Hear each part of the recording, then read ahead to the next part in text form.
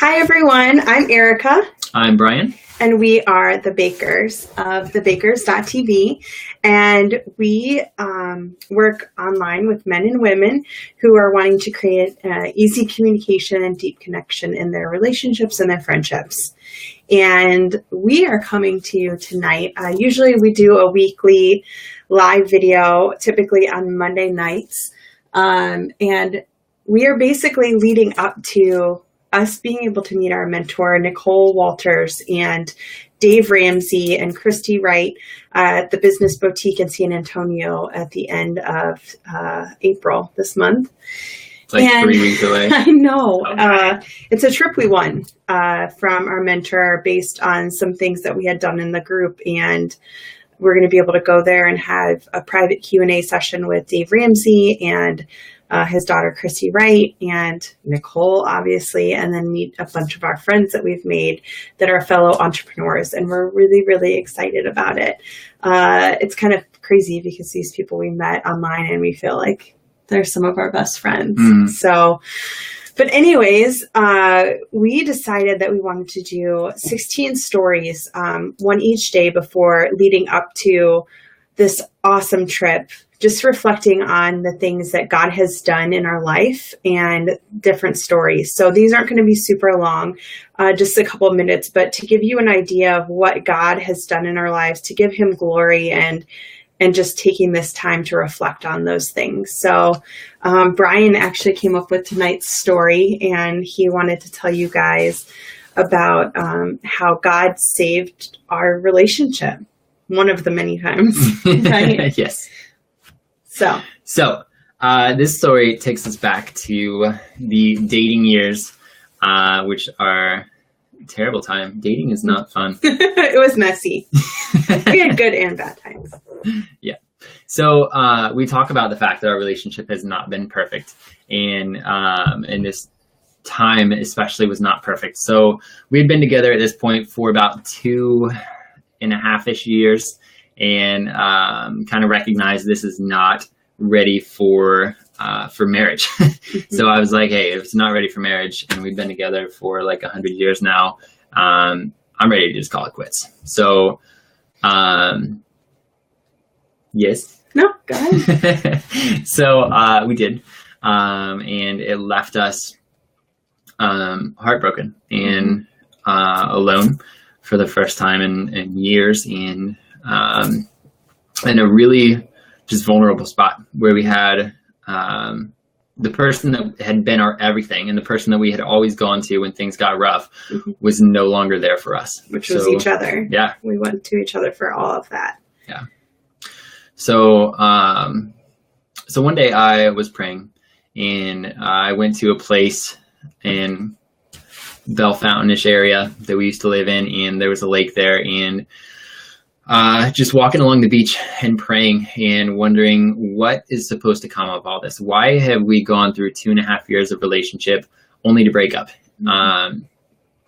So I still loved Erica and still wondered like, why God would bring us both to the same place after graduation if we weren't going to end up together. Yeah.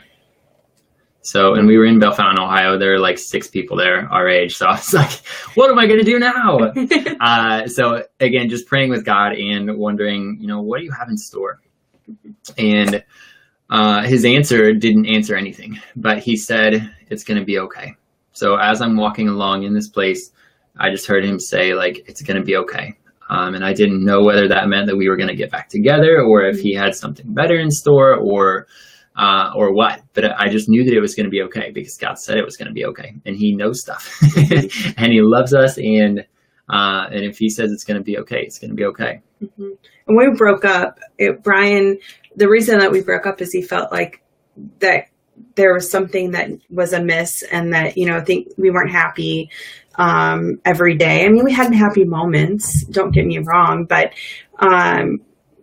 and he felt like God was saying that we needed to break up. And to me, that was really frustrating because I was like, how could God possibly say that when clearly he's led us this far? How is that even possible? And so I really struggled with that. But for my own sanity, Brian had to make it permanent, even though he wasn't completely sure himself. And once we did that, I had a choice, just like Brian did. I had a choice that I could either do what I've always done whenever, thank you, Sarah, you're so sweet. Do what I've always done and go to alcohol or seeking attention in other guys or any other way that I could get attention to make me feel like I was good enough or that I had value or worth, which is where I was deriving it from at the time, or trying to, was Brian. And so I had that choice that I was faced with when we broke up, because I did rely on him for everything. And it was kind of putting the relationship that I built with God while we were dating, because we had just come back to God. You know, is this for real? Was I really truly all about God and trusting him? And so we had the opportunity to choose that. And so for the very first time in my life, I chose not to choose alcohol and seeking attention in guys. And I chose to seek out what God had for me. And what that looked like was just diving into the word, diving into devotions, saying, God, like, I know you have what's best for me planned. So if Brian's not it, you must have someone who's freaking amazing that I have no idea about, because this doesn't make any sense to me. My heart was broken. I mean, we had an engagement ring for the last 2 years before we broke up. I mean, pretty much immediately after we'd started dating, we got an engagement ring. So I thought we were going to be together forever. And I knew in my heart that we were supposed to be, but this just wasn't adding up. So I just gave it to him. I gave it all to him. And I said, I trust that you have what's in best interest of me and my future. So I ended up having to go pick up stuff from Brian's house. You can pick up the story from there. Yeah. So she came over to my house and just kind of started talking and talked about, you know, I still care about her. I want to make sure that things are going well. And she's like, yeah, actually things are going, they're going well. And God is doing great things in me. And I've found more of a foundation in him and found my identity in him. To the fact that I don't need anything else, and I don't need anyone else really, because I know who I am, and I know that he has created me for great things, and it just completely re-established who she was. And it did the same thing for me, because I was on my own, and you were relying on me for all of your happiness. So if I didn't do something right, you know, it was on me to make sure that he was happy, which we still want to be responsible for, like, making each other happy, right? But it shouldn't be the sole responsibility of each other. Yep. So, sorry. And if you are in a relationship to find happiness, that could be an entire whole other we'll leave that. Discussion. We'll leave that lie. But that's not healthy. So, so we started talking and recognize that God is doing great things in our life, and that thanks, Teresa. So we started recognizing that we were relying on each other, and that we needed to rely on God. And so we were not quite sure what to do with that. And so we kind of just parted ways, and I was like, okay, God, what are you doing? I ended up inviting Brian to a work thing that we had previously already signed up for. We're like, well, we already have tickets. Yeah. I don't really want to hang out with you, but I have these tickets. So we kind of did. So, so we went to the zoo together and talked and just really realized the things that we had loved about each other all along, and had a blast together, and it was completely different because our foundations were where they were supposed to be. So had a blast together and recognized that we love each other, and I was thinking, like, when we had broken up, I was like, all right, I need a girl. I'm going to have to find somebody new because this is over forever. So I want a girl that is beautiful and loves God and loves soccer and loves sushi. And I'm going through this list. I'm like, dang it, that's Erica. So we started hanging out and just recognizing, like, this girl's awesome. And But you still wouldn't get back together with me. And so you had to go and pray about it. Yeah. So spent more time with God and recognize like, if we're going to give this a try again, we've already broken up a couple times. We've been together for 2.5 years. If we're going to hang out, if we're going to date again, I don't want to keep doing this on and off thing. So we're like, if we're getting back together, we're getting back together forever. So we break up, and 2.5 weeks later, I should tell the rest of the story. So we go back to the place that I felt like God was telling me that it's going to be okay. And I won't tell the entire story, but it was super cute. And we tricked Erica because she knew that it was coming. And we went back to the place that God said, this is going to be okay. And I proposed to her there with all of our friends and family. It was awesome.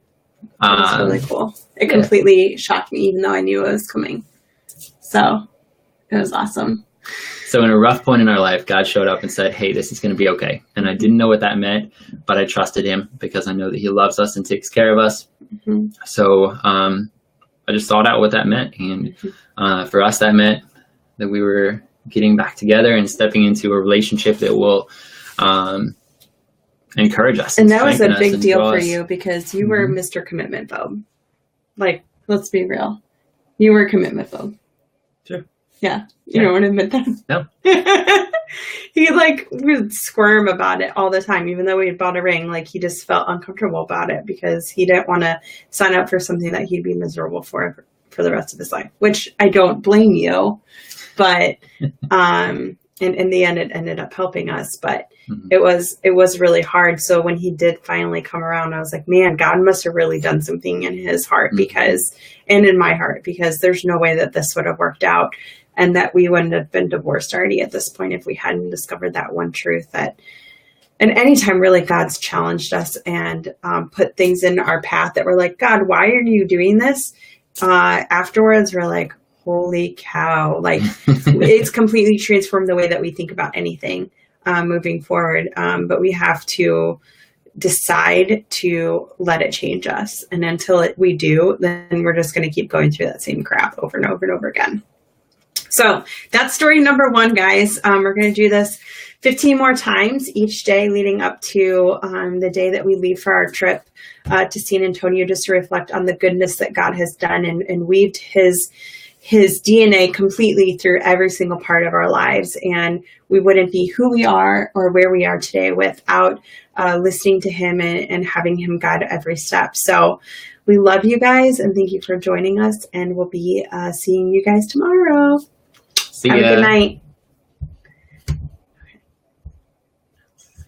Take like 5 hours.